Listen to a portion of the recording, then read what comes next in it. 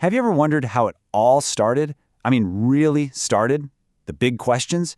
Today, we're taking a journey back in time, about 2,500 years, to ancient Greece.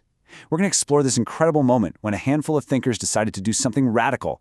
They stopped looking to the gods for answers and started looking to reason instead. This is the birth of Western philosophy. And this, right here, is the question that kicked the whole thing off. Just think about it. For thousands of years, every thunderstorm was Zeus's anger, every good harvest a gift from Demeter.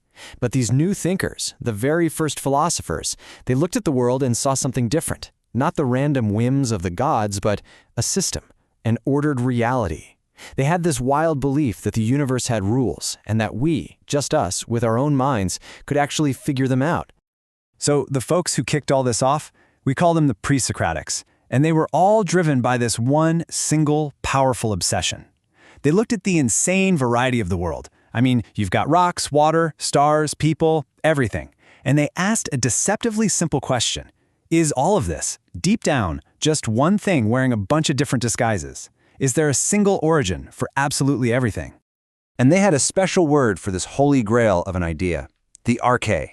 The arche wasn't just the stuff everything was made of. It was the source code of reality itself, the underlying principle, the organizing force behind it all.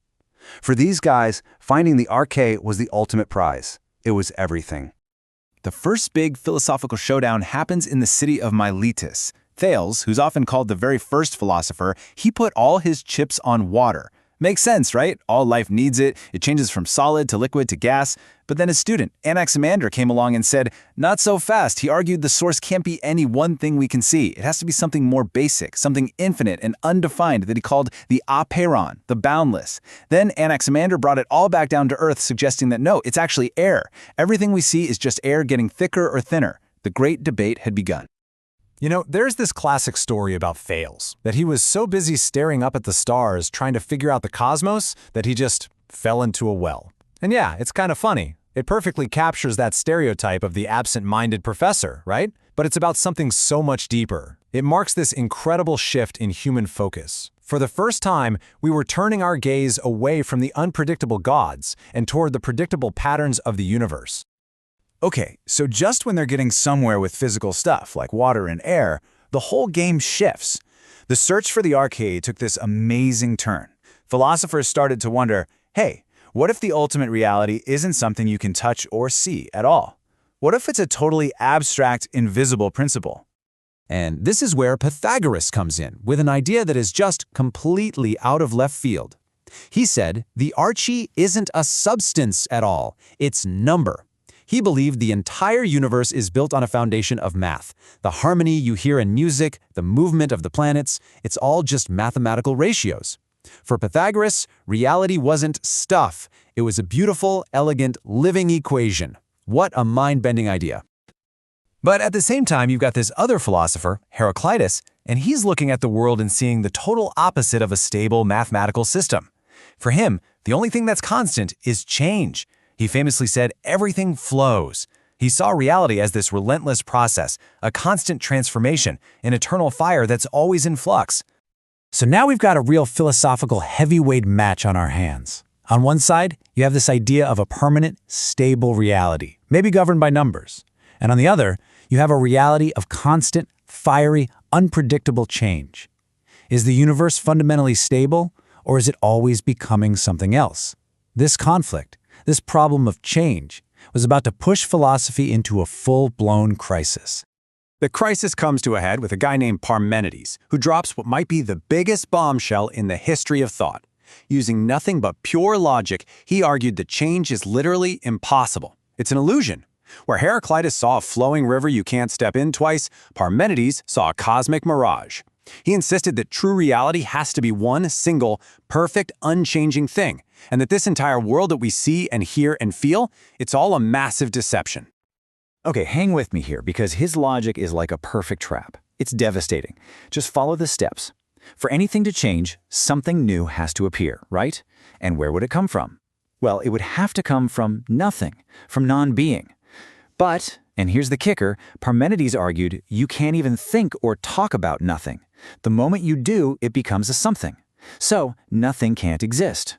And if nothing can't exist, then change itself must be logically impossible. Whoa. So philosophy is kind of stuck, right? Your own eyes, your own experience, tells you every second of every day that the world changes. But this guy's airtight logic seems to prove that your senses are lying to you. This set up a monumental challenge for the next generation of thinkers. How on earth do you save the reality of our world from the iron grip of Parmenides' logic? So Empedocles steps up to the plate with this really brilliant compromise. He's like, okay, everyone calm down. Parmenides, you're right. The fundamental stuff of reality has to be eternal and unchanging. So he proposed 4 of them, the classic fire, air, water, and earth. But then he introduced 2 cosmic forces, a force he called love, which mixes these elements together to create things, and a force called strife, which pulls them apart. So the elements themselves never change, but their constant dance of mixing and separating creates the world of change that we all experience. Pretty clever. That idea, this whole mixing and separating of eternal stuff, that was a huge leap forward, and it paved the way for the most powerful, most enduring solution of all.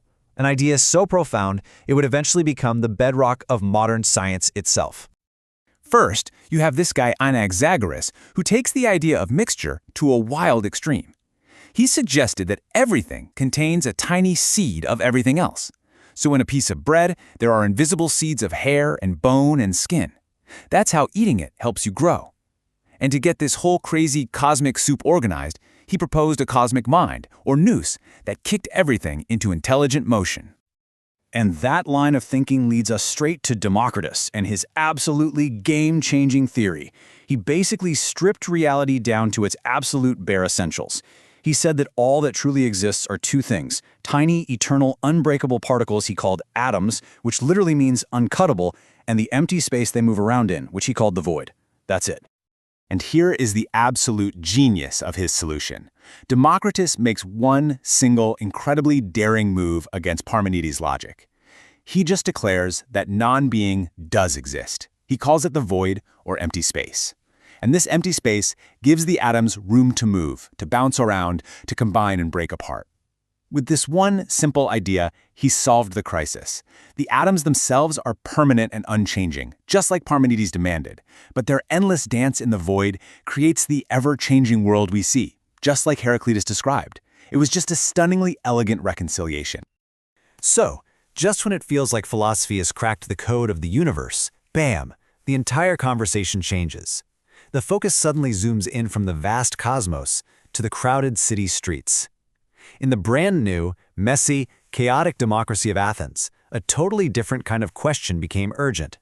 Forget about atoms and stars. The new thinkers wanted to understand power, society, and, well, us. These were the sophists, and they were a totally different breed. They were these practical, traveling teachers who taught young men the skills they needed to get ahead in public life, and the number one skill was rhetoric, the art of persuasion. For them, the big question wasn't, what's the world made of? It was, how do I win this argument and live a successful life? Philosophy pivoted, hard, from the objective universe to the subjective human world. And the most famous sophist of them all, a guy named Protagoras, he summed up their entire worldview in one revolutionary sentence that would echo through history. Man is the measure of all things. Now really think about what that means. It's a bombshell. For the sophists, there is no single capital T truth just waiting out there for us to discover. Truth is relative. It's relative to you, to me, to our culture, to this exact moment. If the wind feels warm to you but cool to me, guess what? We're both right. This idea, relativism, was a direct assault on the entire philosophical project that had come before. So when you step back and look at this whole incredible journey, from the search for a single substance to questioning the very nature of truth, what's the takeaway? What do they leave us? Well, they pretty much forged the tools of logic and reason that we still use today. They set science on its course by demanding natural explanations, not supernatural ones.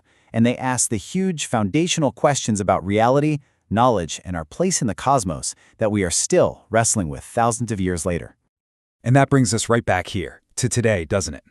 Because 2,500 years later, their question is still our question.